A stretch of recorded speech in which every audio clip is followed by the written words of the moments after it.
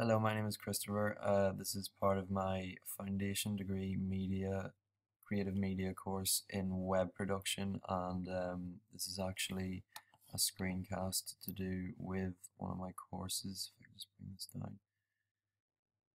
down, in which I have to analyze sort of the assets and drawbacks of a couple of websites. The two websites I've chosen is the bbc.co.uk website and the Eurogamer.net website, which is a video game website. So looking here firstly at the BBC homepage, um, some things that are going for it is obviously because it's the BBC, it's going to have, a higher production in terms of what the website's going to look like and how aesthetically pleasing it's going to be. Um, Looking at the homepage, you can see immediately that the first thing you can see is that the BBC homepage is actually changing now. I don't know what it's going to change to, so if we hit take me there, we might be able to see. Now this is the new BBC website. Now this is actually already a lot better than what we just looked at. You can see the main story there, 9 bikers killed in Texas restaurant shootout. Um, and going down, everything's very coherent and lined up together. You can see how that the Texas shooting is sort of the main story in terms of BBC News, as well as the other two. And if you look down then, latest news, it's all very coherent, very easy to navigate. Also the colors as well are very pastel and very muted, so it's not going to be hard on the eye to look at. Even the thumbnails of each sort of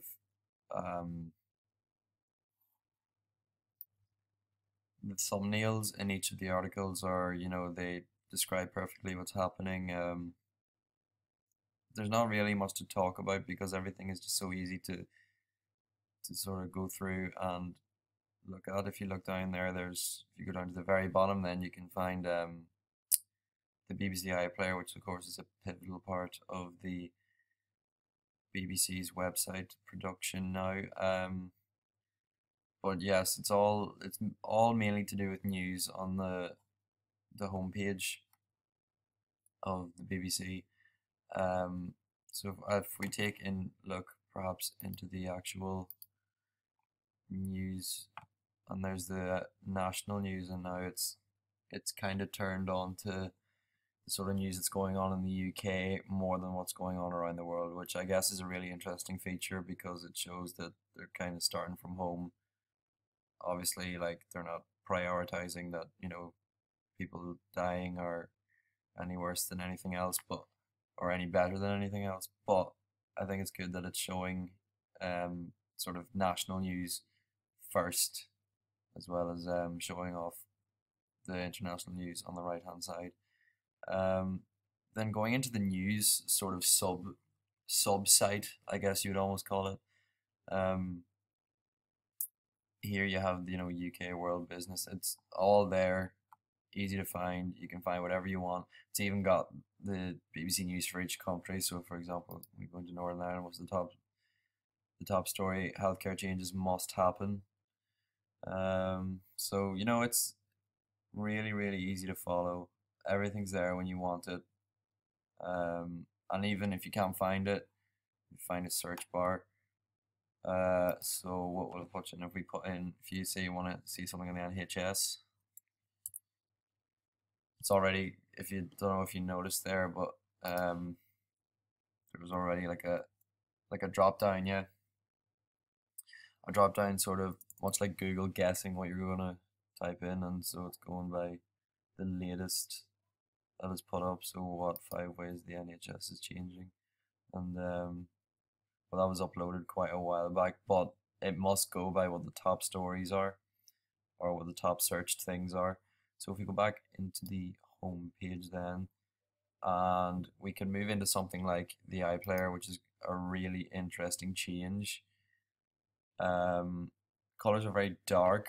Um, this is probably a little bit of a drawback perhaps for someone who could be, you know, straining on the eye, because if everything's a little bit dark, and they haven't the sort of mixture of like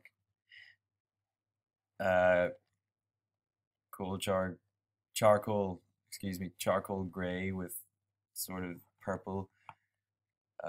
It's not letting each thumbnail or TV show that you want to watch sort of stick out as much as it probably could. Um, this part is actually a bit messy. If you want to like kind of have to drag everywhere. It's not as coherent as the normal BBC website where everything's there. The main things that you want to look for. I guess the main things that you want to look for are there, but it requires a bit of effort to kind of look at what you're looking for. Um, but again, the one thing that they do have going for them is that they're able to keep everything together in quite a confined space, and they're able to make it, even if you do have to take that extra moment to look for something, it's still gonna be quicker than most websites that you would find. We'll take a look at one more. So if I go back to the BBC website, click down on more, we can see what else we have here. So we'll go into music, and now this is quite interesting. Now this is a similar sort of modern look to BBC iPlayer, a modern look that the BBC iPlayer also has. There's Paul Weller. Now I like the slider idea. This is very good. So if we look at this is the new talent scheme. So it's saying find out more. That's catfish and bomb. Yeah, this is probably the best sort of subsection of this website that I've found. Um, the blue the blue is very nice. Along with the sort of, it's still very modern, very fresh, and so it should be, considering it's to do with BBC introducing new talent into the world of music. So yeah, overall this website is very coherent, very easy to follow, and it's one of the best designed websites I think out there. You can't get much better than this because everything's there at the the scroll of a mouse and the click of a mouse. Everything's there, and everything is just so much easier to find than our next website, which is Eurogamer. Now immediately you can see that it's a bit of a mess because of different ads that are going on. If I can I bring this up?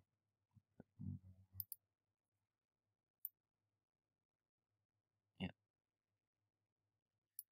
I mean everything is just thrown in on top of each other, like UK's biggest gamer event. Like there's a random ad in there, obviously to do with some sort of gaming conference that's going on, which is all well and good, but there needs to be a better way of doing that. If they're going to make it such a big deal, they should, put it front and center at least, or put it maybe where this trespass ad is sitting, because it's not going to even let me X out of it. Oh, okay. Yeah.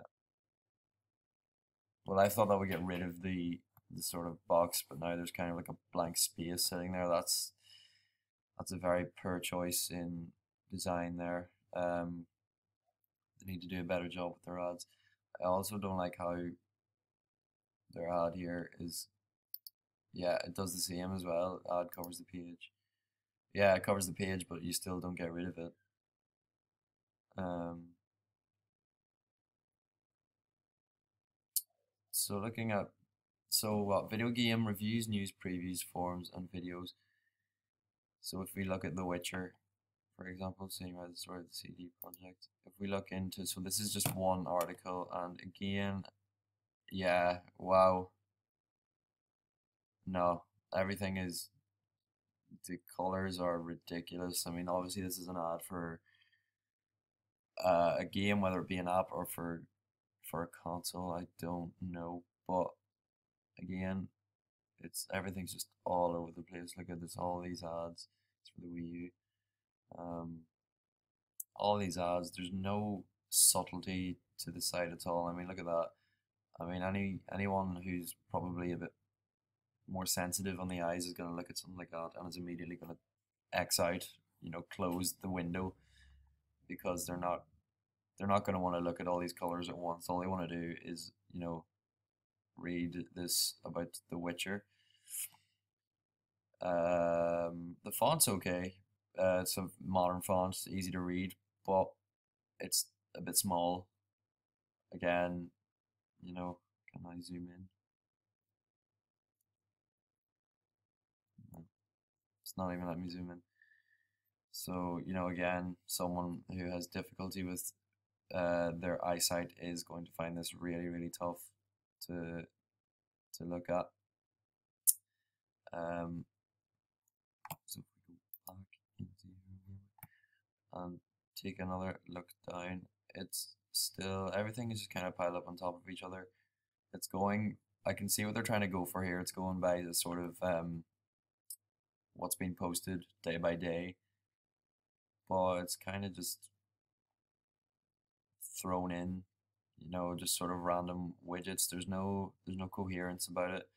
I mean, if you compare it to the BBC's widgets and sort of thumbnails for them, they all have really nice thumbnails. They're all perfectly summarize what's going on, and I know that can be difficult to do because, especially if they're videos, but it's likely for this that it's not going to be videos. I mean, it's difficult to decipher what's going on. So this is example things that were posted on Friday. So yeah, no, it's just everything's really difficult to decipher. And if you look down here on the left hand side, I guess you can choose what preference. I think this is what you want to look for. Yeah, so this is all to do with PS4. So if you want to look at exclusively PS4, I guess that is a very good redeeming feature of this, is that if you want to look for something, if you're only a PS4 sort of fan and player and you only want to hear about PS4, then by clicking PS4, then all the news that you're going to get is going to be about PlayStation 4. So what if I hit Xbox One there? Yeah. Well, yeah, that's very interesting. But again, it's only showing what's most popular. Like, if you go back to PlayStation 4 there, for example, I noticed Rich Stanton on the College Delusion. If I go back here, it's actually moved. So that's a bit of a waste of a feature and something that could have been a very good idea. If I go to 3DS, for example, and everything's changed again. So this website is just a mess of things that are, difficult to sort of follow, and there's the color even is too.